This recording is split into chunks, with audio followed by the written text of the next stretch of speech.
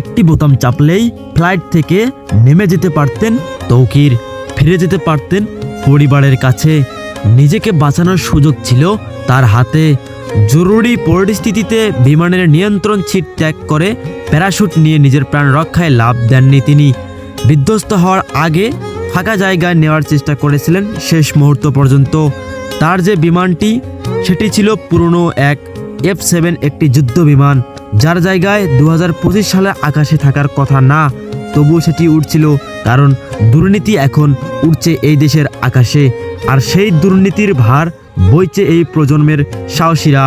তৌকির আকাশে মারা যাননি, তিনি মরে গিয়েছিলেন অনেক আগেই। যেদিন বাজেট চুরি হয়েছিল, যেদিন সিদ্ধান্ত হয়েছিল 1976 সালের বাতিল বিমান দিয়েই চলবে আধুনিক যুগের প্রশিক্ষণ, এই সিস্টেম তার জন্য কিছুই রাখেনি।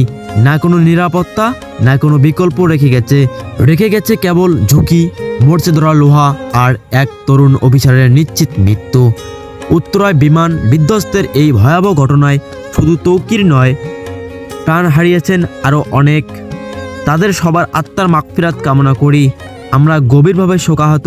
তাদের পরিবার পরিজনের প্রতি জানাই আন্তরিক সমবেদনা।